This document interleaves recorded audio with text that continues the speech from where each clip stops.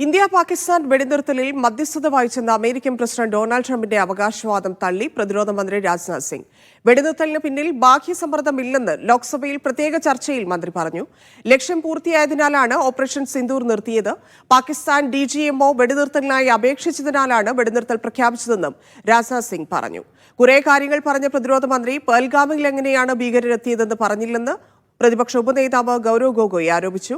100 ദിവസം കഴിഞ്ഞിട്ടും എന്തുകൊണ്ട് ഭീകരരെ പിടികൂടിയില്ലെന്നും ഗൗരവ് ഗൊഗോയ് ചോദിച്ചു.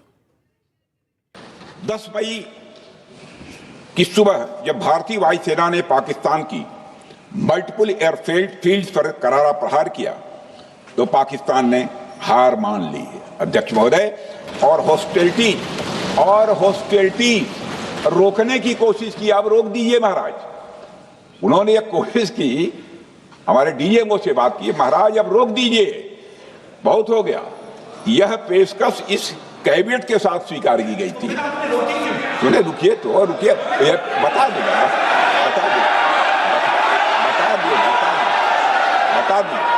अब बैठ आपको मौका मिलेगा।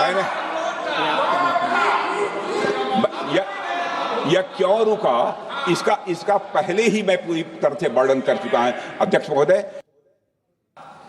कि देश किसी भी कीमत चुकाने के लिए तैयार था। पूरा देश प्रधानमंत्री मोदी जी के साथ था, विपक्ष प्रधानमंत्री मोदी जी के साथ था, और अचानक 10 मई के दिन पे हमारे राष्ट्रदूत कहते हैं कि हम पाकिस्तान पर हमला करेंगे, और शाम के 10 मई को सूचना आती है कि पाकिस्तान के साथ अब युद्ध पर हम परिणाम दे रहे हैं। सीज फायर हो गया। क्यों हुआ? हम आदरणीय प्रधानमंत्री मोदी जी से जानना चाहते थे, अगर पाकिस्तान वाकई में अपने घुटने टिकने के लिए तैयार था तो आपने क्यों रुका?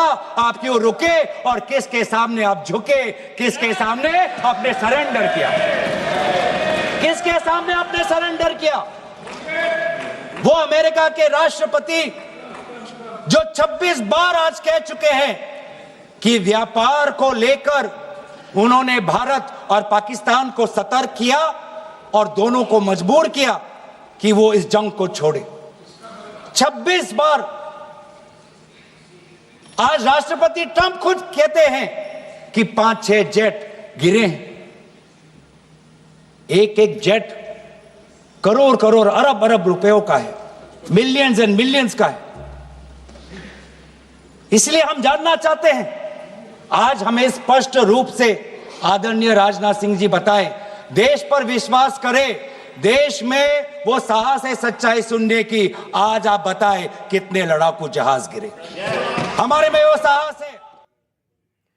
ധനസുബോധ ചേരുന്നു. ധനസുബോധ, ഓപ്പറേഷൻ സിന്ദൂറിൽ ഇപ്പോഴും പാർലമെന്റിൽ ചർച്ച നടക്കുകയാണ്.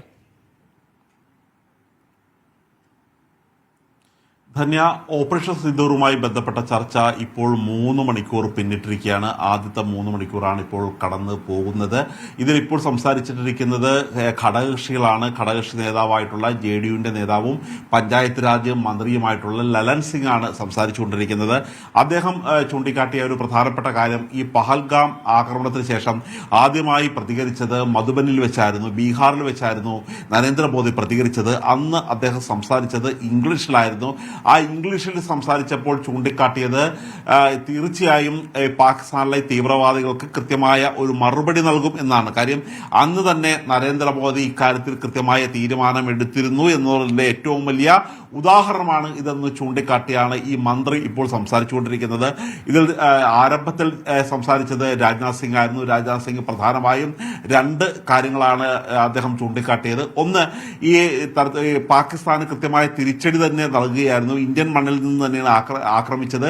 വളരെ ശക്തമായ തിരിച്ചടിച്ചിട്ട് പോലും ഒന്നും പ്രതിരോധിക്കാൻ പാകിസ്ഥാൻ കഴിഞ്ഞിട്ടില്ല. രണ്ടാമത്തെ രീതിയിൽ അദ്ദേഹം നടത്തിയത്, ഈ പ്രതിപക്ഷം ഭരണപക്ഷത്തെ ആക്രമിച്ചുകൊണ്ടിരിക്കുകയാണ്. എത്ര പാകിസ്ഥാന്റെ എത്ര വിമാനങ്ങൾ ആണ് തകർത്തത് എന്നുള്ള കാര്യമല്ല ചോദിക്കുന്നത്, ഇന്ത്യയുടെ എത്ര വിമാനങ്ങൾ തകർന്നു വീണു എന്നുള്ള കാര്യമാണ് ചോദിക്കുന്നത് എന്നുള്ളൊരു കാര്യമാണ് പറഞ്ഞത്. ഇതിൽ കൃത്യമായ മറുപടിയോടുകൂടി തന്നെയാണ് ഉപനേതാവായിട്ടുള്ള ഗൗരവ് ഗൊഗോയ് എഴുന്നേറ്റത്.